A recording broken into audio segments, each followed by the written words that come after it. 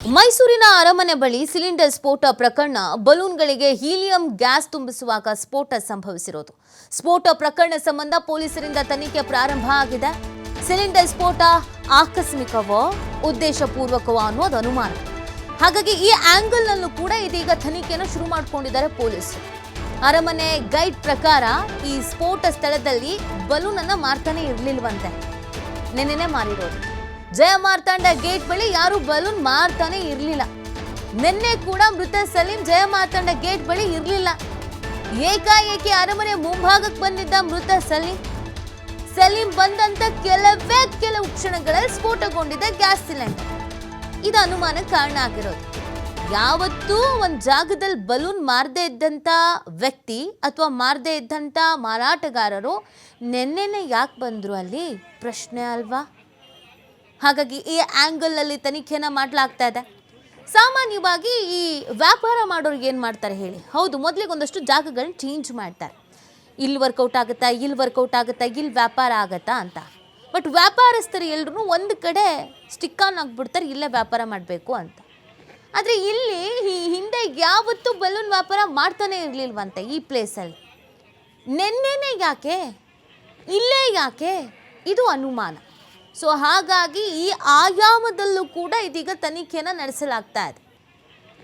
ಸದ್ಯದಲ್ಲಿ ದೇಶದಲ್ಲಿ ಏನೇನಾಗ್ತಾ ಇದೆ ಅನ್ನೋದನ್ನು ನಾವು ಗಮನಿಸ್ತಾ ಇದ್ದೀವಿ ಅಲ್ವಾ? ಅದರ ಆಧಾರದ ಮೇಲೂ ಕೂಡ ತನಿಖೆಯನ್ನು ಮಾಡಬೇಕಾಗತ್ತೆ.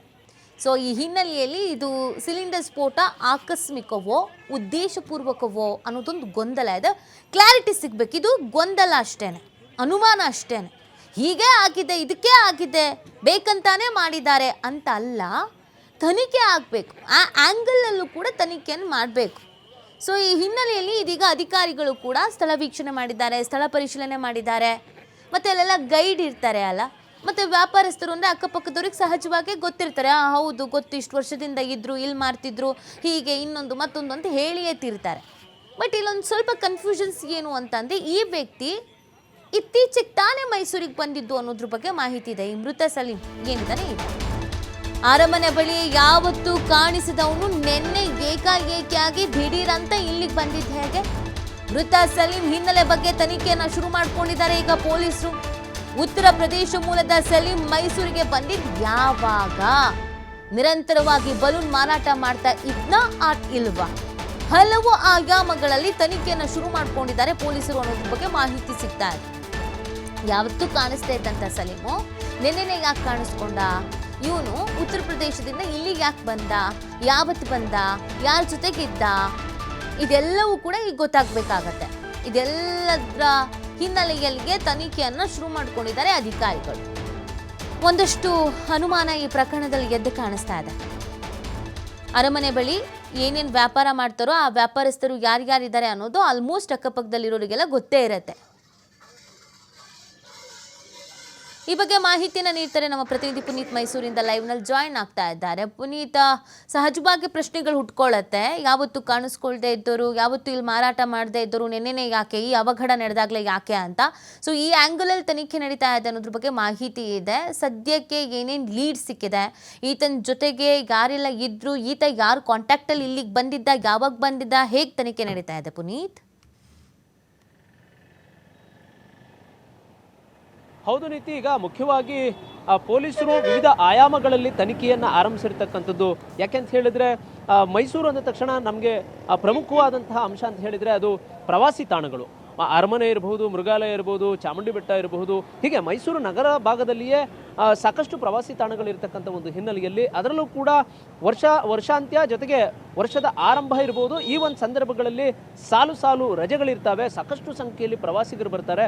ಈ ಒಂದು ಸಂದರ್ಭದಲ್ಲಿ ಪೊಲೀಸರು ಮೈಯೆಲ್ಲ ಕಣ್ಣಾಗಿ ಕಾರ್ಯವನ್ನು ಮಾಡಬೇಕಾದಂತಹ ಒಂದು ಪರಿಸ್ಥಿತಿ ನಿರ್ಮಾಣವಾಗಿರುತ್ತೆ. ಯಾಕೆಂತ ಹೇಳಿದರೆ ದೇಶ ವಿದೇಶಗಳಿಂದ ಪ್ರವಾಸಿಗರೆಲ್ಲರೂ ಕೂಡ ಸಾಕಷ್ಟು ಸಂಖ್ಯೆಯಲ್ಲಿ ಬಂದಿರ್ತಾರೆ. ಆದರೆ ನಿನ್ನೆ ನಡೆದಿರ್ತಕ್ಕಂಥ ಒಂದು ಘಟನೆ ಏನಿದೆ, ಹೀಲಿಯಂ ಗ್ಯಾಸ್ ತುಂಬಿದಂತಹ ಟ್ಯಾಂಕ್ ಬ್ಲಾಸ್ಟ್ ಆದಂತಹ ಒಂದು ಘಟನೆ ಏನಿದೆ, ಈ ಒಂದು ಘಟನೆ ಸಾಕಷ್ಟು ಅನುಮಾನಗಳನ್ನು ಹುಟ್ಟಿಸಿರ್ತಕ್ಕಂಥದ್ದು. ಯಾಕೆಂತ ಹೇಳಿದ್ರೆ ಆ ಒಂದು ಬಲೂನ್ಗಳನ್ನ ಮಾರಾಟ ಮಾಡ್ತಾ ಇದ್ದಂತಹ ಸಲೀಂ ಎಂಬಾತ ಏನಿದ್ದಾನೆ, ಈತ ಮೈಸೂರಿಗೆ ಯಾವಾಗ ಬಂದ, ಈತ ಯಾವ ಊರಿನವನು, ಜೊತೆಗೆ ಈತನ ಉದ್ದೇಶ ಅಂದ್ರೆ ಆತ ಬದುಕಿಗಾಗಿ ಬಲೂನನ್ನು ಮಾರಾಟ ಮಾಡ್ತಾ ಇದ್ನ ಅಥವಾ ಬೇರೆ ಏನಾದರೂ ಉದ್ದೇಶ ಇತ್ತಾ? ಇದಕ್ಕೆ ಸಂಬಂಧಪಟ್ಟಂತೆ ಈಗ ತನಿಖೆಯನ್ನು ಮೈಸೂರಿನ ಪೊಲೀಸರು ಆರಂಭಿಸಿರ್ತಕ್ಕಂಥದ್ದು. ನಾವು ನಿನ್ನೆ ನಡೆದಂತಹ ಆ ಒಂದು ಘಟನೆಯ ಸ್ಥಳದಲ್ಲಿದ್ದೇವೆ. ಮೈಸೂರಿನ ಅರಮನೆಯ ಜಯಮಾರ್ತಾಂಡ ದ್ವಾರದ ಬಳಿ ಘಟನೆ ನಡೆದಿತ್ತು. ಆ ಒಂದು ಸ್ಥಳದಲ್ಲಿ ನಾವಿದ್ದೇವೆ. ನಾವು ಗಮನಿಸಬಹುದು ಇನ್ನೇನು ಕೆಲವೇ ಕ್ಷಣಗಳಲ್ಲಿ ಅಂದರೆ ಬೆಳಗಿನ 10:30 ನಂತರ ಹೆಚ್ಚಿನ ಸಂಖ್ಯೆಯಲ್ಲಿ ಪ್ರವಾಸಿಗರು ಬರ್ತಾರೆ. ಅಷ್ಟೊತ್ತಿಗೆ ಅರಮನೆಯ ದ್ವಾರವನ್ನು ತೆಗಿಲಾಗುತ್ತೆ. ಯಾಕೆಂತ ಹೇಳಿದರೆ ಪ್ರವಾಸಿಗರು ಆ ಒಂದು ಅರಮನೆಯನ್ನು ಕಣ್ತುಂಬಿಕೊಳ್ಳುವಂತಹ ಸಮಯ 10:30 ನಂತರವಾಗಿರುತ್ತೆ. ಈ ಒಂದು ಸ್ಥಳವನ್ನೇ ಏನು ನಾವು ಗಮನಿಸ್ತಾ ಇದ್ದೀವಿ, ಇದು ಸಂಜೆಯ ವೇಳೆಗೆ ಪ್ರತಿನಿತ್ಯವೂ ಕೂಡ ಪ್ರವಾಸಿಗರಿಂದ ತುಂಬಿ ತುಳುಕ್ತಾ ಇರುತ್ತೆ.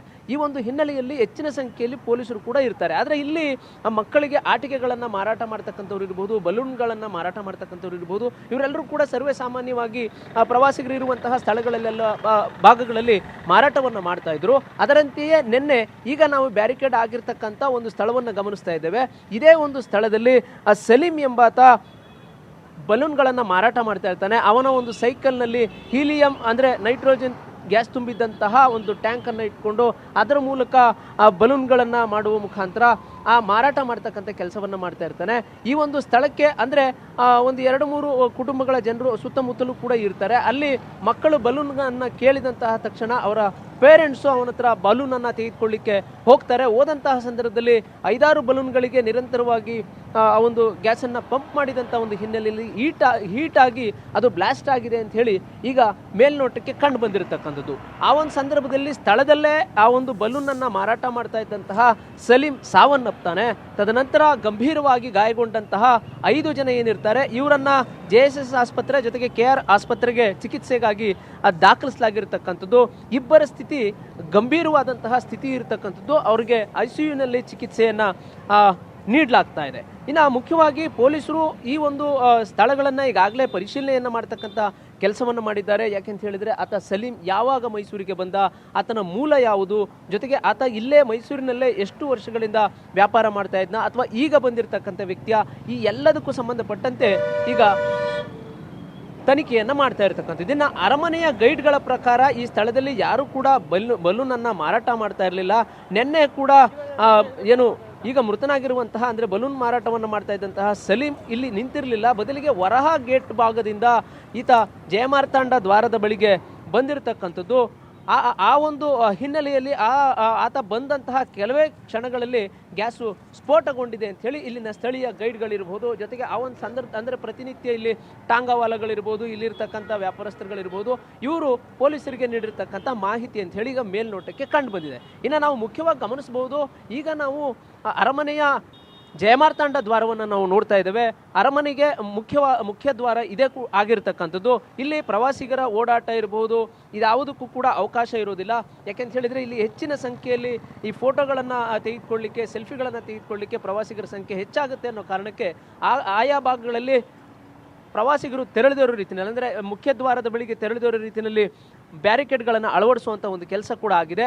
ಈ ಒಂದು ಬ್ಯಾರಿಕೇಡ್ಗಳನ್ನು ಅಳವಡಿಸಿರ್ತಕ್ಕಂಥ ಒಂದು ಹಿನ್ನೆಲೆಯಲ್ಲಿ ಇಲ್ಲಿ ಹೆಚ್ಚಿನ ಸಂಖ್ಯೆಯ ಪ್ರವಾಸಿಗರು ನಿನ್ನೆ ಇರಲಿಲ್ಲ. ಹೀಗಾಗಿ ಭಾರೀ ಅನಾಹುತ ಅದೃಷ್ಟವಶಾತ್ ತಪ್ಪಿದೆ ಅಂತಲೂ ಕೂಡ ಹೇಳ್ಬೋದು. ಪೊಲೀಸರ ಈ ಒಂದು ನಿರ್ಧಾರದಿಂದ ಅಂದರೆ 3 ಭಾಗಗಳಲ್ಲಿ ಬ್ಯಾರಿಕೇಡ್ಗಳನ್ನು ಅಳವಡಿಸುವ ಮುಖಾಂತರ ಮುಖ್ಯ ದ್ವಾರದ ಬಳಿಗೆ ಪ್ರವಾಸಿಗರು ಹೋಗದೇ ಇರೋ ರೀತಿಯಲ್ಲಿ ಅವರು ಎಚ್ಚರಿಕೆಯನ್ನು ವಹಿಸಿರ್ತಕ್ಕಂಥದ್ದಿರ್ಬೋದು. ಜೊತೆಗೆ ವ್ಯಾಪಾರ ವಹಿವಾಟು ಮಾಡ್ತಕ್ಕಂಥವ್ರು ಕೂಡ ಈ ಭಾಗಗಳಿಗೆ ತೆರಳದೇ ಇರೋ ರೀತಿಯಲ್ಲಿ ಅವರು ಬ್ಯಾರಿಕೇಡ್ಗಳನ್ನು ಹಾಕಿರ್ತಕ್ಕಂಥ ಒಂದು ಹಿನ್ನೆಲೆಯಲ್ಲಿ ರಸ್ತೆಯ ಮಗ್ಗಲಲ್ಲಿ ಅಂದರೆ ಜಯಮಾರ್ತಾಂಡ ದ್ವಾರದ ಎದುರು ಭಾಗದಲ್ಲಿ ಇರ್ತಕ್ಕಂಥ ರಸ್ತೆ ಏನಿದೆ, ಈ ಒಂದು ರಸ್ತೆಯ ಮಗ್ಗಲಲ್ಲಿ ಆತ ಬಲೂನನ್ನು ಮಾರಾಟ ಮಾಡ್ತಾ ಇರ್ತಾನೆ. ಇನ್ನು ರಸ್ತೆಯನ್ನು ಪಾಸ್ ಮಾಡುವಂತಹ ಸಂದರ್ಭದಲ್ಲಿ ಅಂದರೆ ವಸ್ತು ಪ್ರದರ್ಶನದ ಆವರಣ ನಾವು ಗಮನಿಸಬಹುದು. ಅರಮನೆಯ ಎದುರು ಭಾಗದಲ್ಲಿ ಇರ್ತಕ್ಕಂಥ ಒಂದು ಮೈದಾನ ಇರ್ಬೋದು, ಅದರ ಬಲಭಾಗದಲ್ಲಿ ಇರ್ತಕ್ಕಂಥ ವಸ್ತು ಪ್ರದರ್ಶನದ ಆವರಣ ಏನಿದೆ, ಆ ಒಂದು ವಸ್ತು ಪ್ರದರ್ಶನದ ಆವರಣ ಜೊತೆಗೆ ವರಹ ಗೇಟ್ ಭಾಗದಿಂದ ಬರ್ತಕ್ಕಂಥ ಪ್ರವಾಸಿಗರು ಇಲ್ಲಿ ಬಲೂನ್ ಮಾರಾಟ ಮಾಡ್ತಾ ಇದ್ದಂತಹ ಸಲೀಮನ ಹತ್ರ ಬರ್ತಾರೆ. ಮಕ್ಕಳು ಬಲೂನನ್ನು ಕೇಳಿದ ತಕ್ಷಣ ಅವರಿಗೆ ಬಲೂನನ್ನು ತೆಗೆದುಕೊಳ್ಳಿಕ್ಕೆ ಅಲ್ಲಿ ಹೋಗ್ತಾರೆ. ಅವರು ಬಲೂನನ್ನು ತೆಗೆದುಕೊಳ್ತಾ ಇರುವಂತಹ ಸಂದರ್ಭದಲ್ಲೇ ಅದು ಬ್ಲಾಸ್ಟ್ ಆಗಿರ್ತಕ್ಕಂಥದ್ದು, ಆ ಒಂದು ಘಟನೆ ನಡೆದಿರ್ತಕ್ಕಂಥದ್ದು. ಇಡೀ ಘಟನೆಯಿಂದ ಮೈಸೂರಿನ ಸುತ್ತಮುತ್ತ ಇದ್ದಂತಹ ಪ್ರವಾಸಿಗರು ಅಂದರೆ ಈ ಒಂದು ಅರಮನೆಯ ಸುತ್ತಮುತ್ತ ಇದ್ದಂತಹ ಪ್ರವಾಸಿಗರು ಬೆಚ್ಚಿ ಬೀಳ್ತಾರೆ. ಜೊತೆಗೆ ಈ ಒಂದು ಘಟನೆಯಿಂದಲೂ ಕೂಡ ಮೈಸೂರಿಗರು ಒಂದು ರೀತಿ ಆತಂಕದಲ್ಲಿದ್ದಾರೆ ಅಂತಲೂ ಕೂಡ ಹೇಳ್ಬೋದು. ಯಾಕೆಂತ ಹೇಳಿದರೆ ಈ ಥರದ ಅಪಾಯಕಾರಿಯಾದಂತಹ ವಸ್ತುಗಳನ್ನು ಬಳಕೆ ಮಾಡಿ ಬಲೂನ್ಗಳನ್ನು ಮಾರಾಟ ಮಾಡ್ತಕ್ಕಂಥದ್ದಿರ್ಬೋದು, ಬೇರೆ ಬೇರೆ ಆಟಿಕೆಗಳನ್ನು ಮಾರಾಟ ಮಾಡ್ತಕ್ಕಂಥದ್ದಿರ್ಬೋದು, ಇದಾವುದನ್ನು ಕೂಡ ಪ್ರವಾಸಿ ತಾಣಗಳಲ್ಲಿ ಮಾರಾಟ ಮಾಡದಿರೋ ರೀತಿಯಲ್ಲೇ ಅದಕ್ಕೆ ಕಡಿವಾಣ ಆಗ್ತಕ್ಕಂಥ ಕೆಲಸ ಮಾಡಲೇಬೇಕಾಗುತ್ತೆ. ಯಾಕೆಂತ ಹೇಳಿದ್ರೆ ಈ ಒಂದು ಘಟನೆಯನ್ನು ನಾವು ಗಮನಿಸೋದಾದ್ರೆ ಇದು ಮೇಲ್ನೋಟಕ್ಕೆ ಈಗ ಕಂಡು ಬಂದಿರತಕ್ಕಂಥದ್ದು ಬಲೂನ್ಗೆ ಬಳಸುವಂತಹ ಗ್ಯಾಸ್ ಸಿಲಿಂಡರ್ ಆಕಸ್ಮಿಕವಾಗಿ ಸ್ಫೋಟಗೊಂಡಿರ್ತಕ್ಕಂಥ ಹಿನ್ನೆಲೆಯಲ್ಲಿ ಈ ಒಂದು ಘಟನೆ ನಡೆದಿದೆ ಅಂತ ಹೇಳಿ. ಆದರೆ ಈಗ ಹಲವು ಆಯಾಮಗಳಲ್ಲಿ ಯೋಚಿಸುವಂಥ ಸಂದರ್ಭದಲ್ಲಿ ಇಲ್ಲಿ ಅನುಮಾನಗಳು ಕೂಡ ವ್ಯಕ್ತವಾಗ್ತವೆ. ಯಾಕೆಂತ ಹೇಳಿದ್ರೆ ಮೈಸೂರಿನ ಕೋರ್ಟ್ ಆವರಣದಲ್ಲಿ ಒಂದು ಶೌಚಾಲಯ ಭಾಗಗಳಲ್ಲೂ ಕೂಡ ಬಾಂಬ್ ಸ್ಫೋಟ ಆದಂತಹ ಘಟನೆಗಳಿರಬಹುದು. ಜೊತೆಗೆ ಮೈಸೂರಿನ ಹಲವು ಕಚೇರಿಗಳಿಗೆ ಆಗಾಗ ಬಾಂಬ್ ಕರೆಗಳು ಬಂದಿರತಕ್ಕಂಥ ಘಟನೆಗಳು ಕೂಡ ನಡೆದಿರತಕ್ಕಂಥದ್ದು ಇರಬಹುದು. ಜೊತೆಗೆ ಇತ್ತೀಚೆಗೆ ಸರಗೂರಿನ ತಾಲೂಕು ಕಚೇರಿಗೂ ಕೂಡ ಇಮೇಲ್ ಮುಖಾಂತರ ಬಾಂಬ್ ಬೆದರಿಕೆ ಬಂದಿರತಕ್ಕಂಥದ್ದು ಇರಬಹುದು. ಈ ತರದ ಹಲವು ಘಟನೆಗಳು ಇರ್ತಕ್ಕಂಥದ್ದು. ಹೀಗಾಗಿ ಈ ತರದ ಘಟನೆಗಳಿರ್ತಕ್ಕಂಥ ಒಂದು ಹಿನ್ನೆಲೆಯಲ್ಲಿ ಅನುಮಾನಗಳು ಹುಟ್ಟಿಕೊಳ್ತವೆ. ಯಾಕೆಂತ ಹೇಳಿದ್ರೆ ಇಲ್ಲಿ ಬಲೂನ್ ಅನ್ನ ಮಾರಾಟ ಮಾಡ್ತಾ ಇರತಕ್ಕಂಥ ವ್ಯಕ್ತಿ ಏನಿದ್ದಾನೆ ಈತನ ಹಿನ್ನೆಲೆಯ ಹುಡುಕಾಟದಲ್ಲಿ ಈಗ ಪೊಲೀಸರು ಇರ್ತಕ್ಕಂಥದ್ದು. ಆ ಹಿನ್ನೆಲೆಯ ಹುಡುಕಾಟದ ನಂತರವಷ್ಟೇ ಇದಕ್ಕೆ ಸ್ಪಷ್ಟವಾದಂತಹ ಒಂದು ಚಿತ್ರಣ ಸಿಗುತ್ತೆ. ಜೊತೆಗೆ ಈ ಒಬ್ಬ ಸಲೀಂ ಏನು ಉತ್ತರ ಭಾರತದ ಮೂಲದವನು ಅಂತ ಏನು ಈಗ ಮೊದಲಿಗೆ ಗೊತ್ತಾಗಿದೆ. ಆತ ಎಷ್ಟು ವರ್ಷಗಳಿಂದ ಮೈಸೂರಲ್ಲಿದ್ದ ಅಥವಾ ಈಗ ಬಂದಿದ್ದನ ಇದೆಲ್ಲದರ ಬಗ್ಗೆ ಕೂಡ ಮಾಹಿತಿಯನ್ನು ತೆಗೆದುಕೊಳ್ಳಿಕ್ಕೆ ಈಗ ಪೊಲೀಸರು ಮುಂದಾಗಿರ್ತಕ್ಕಂಥದ್ದು. ಅದಕ್ಕೆ ಸಂಬಂಧಪಟ್ಟಂತೆ ಎಷ್ಟು ಜನರಿದ್ದಾರೋ ಅವರೆಲ್ಲರನ್ನೂ ಕೂಡ ತನಿಖೆ ಮಾಡ್ತಕ್ಕಂಥ ಒಂದು ಕೆಲಸವನ್ನು ವಿಚಾರಣೆಗೊಳಪಡಿಸುವಂಥ ಒಂದು ಕೆಲಸವನ್ನು ಮಾಡಲಾಗ್ತಾ ಇರ್ತಕ್ಕಂಥದ್ದು. ಜೊತೆಗೆ ಅರಮನೆಯ ಸುತ್ತಲೂ ಕೂಡ ಈತ ಸೈಕಲ್ನಲ್ಲಿ ಬಲೂನನ್ನು ಮಾರಾಟ ಮಾಡಲಿಕ್ಕೆ ಸುತ್ತಾಡಿದಂತಹ ಜಾಗಗಳಲ್ಲಿ ಅವನನ್ನು ಗುರುತಿಸುವಂತಹ ವ್ಯಕ್ತಿಗಳೇನಿರ್ತಾರೆ ಅವರ ಬಳಿಯೂ ಕೂಡ ಅವರು ಮಾಹಿತಿಯನ್ನು ಪಡೆದುಕೊಳ್ತಕ್ಕಂಥ ಒಂದು ಕೆಲಸವನ್ನ ಮಾಡಲಾಗ್ತಾ ಇರ್ತಕ್ಕಂಥದ್ದು. ನಾವು ಬಹಳ ಪ್ರಮುಖವಾಗಿ ಗಮನಿಸಬೇಕಾಗಿರ್ತಕ್ಕಂಥದ್ದು ಅಂತ ಹೇಳಿದ್ರೆ ಪ್ರವಾಸಿ ತಾಣಗಳು ಅಂದ ತಕ್ಷಣ ಮಕ್ಕಳಿರಬಹುದು, ಹಿರಿಯರಿರಬಹುದು, ಹೀಗೆ ಸಾಕಷ್ಟು ಸಂಖ್ಯೆಯ ಜನ ಇರ್ತಾರೆ. ಅವರೆಲ್ಲ ಇರುವಂತಹ ಸಂದರ್ಭದಲ್ಲಿ ಗುಂಪಾಗಿ ಈ ಥರದ ಬಲೂನ್ಗಳನ್ನು ಮಾರಾಟ ಮಾಡುವಂತಹ ಸ್ಥಳಿಗೆ ಮಕ್ಕಳುಗಳೆಲ್ಲರೂ ಕೂಡ ಸೇರ್ತಾರೆ. ಅಲ್ಲಿ ಬಹಳಷ್ಟು ಎಚ್ಚರಿಕೆಯಿಂದ ಇರಬೇಕಾದಂತಹ ಒಂದು ಅನಿವಾರ್ಯತೆ ಇರುತ್ತೆ. ಹೀಗಾಗಿ ಇಂತಹ ಸ್ಥಳಗಳಲ್ಲಿ ಈ ಥರದ ಅಪಾಯವನ್ನು ಉಂಟು ಮಾಡತಕ್ಕಂಥ ಯಾವುದೇ ವಸ್ತುಗಳನ್ನು ಬಳಕೆ ಮಾಡಿ ವ್ಯಾಪಾರ ವಹಿವಾಟನ್ನು ಮಾಡ್ತಕ್ಕಂಥ ಕೆಲಸಗಳೇನಾಗ್ತವೆ ಅದೆಲ್ಲದಕ್ಕೂ ಕೂಡ ಕಡಿವಾಣವನ್ನು ಆಗ್ತಕ್ಕಂಥ ಕೆಲಸವನ್ನು ಮಾಡಲೇಬೇಕಾಗುತ್ತೆ. ಯಾಕೆಂತ ಹೇಳಿದ್ರೆ ಈ ಥರದ ಘಟನೆ ಹಿಂದೆಂದೂ ಕೂಡ ಮೈಸೂರಿನ ಪ್ರವಾಸಿ ತಾಣಗಳಲ್ಲಿ ಎಲ್ಲಿಯೂ ಕೂಡ ನಡೆದಿರಲಿಲ್ಲ. ಆ ಥರದ ಒಂದು ದುರ್ಘಟನೆ ನಿನ್ನೆ ನಡೆದು ಒಂದು ರೀತಿ ಇಡೀ ಮೈಸೂರು ಬೆಚ್ಚಿ ಬಿದ್ದಿರತಕ್ಕಂಥದ್ದು. ಹೀಗಾಗಿ ಸಂಪೂರ್ಣವಾಗಿ ಈಗ ಪೊಲೀಸರು ವಿವಿಧ ಆಯಾಮಗಳಲ್ಲಿ ತನಿಖೆಯನ್ನು ಆರಂಭಿಸಿರ್ತಕ್ಕಂಥದ್ದು ನೀತಿ. ಓಕೆ, ಥ್ಯಾಂಕ್ ಯು ಪುನೀತ್ ತಮ್ಮ ಡೀಟೇಲ್ಸ್ಗಾಗಿ.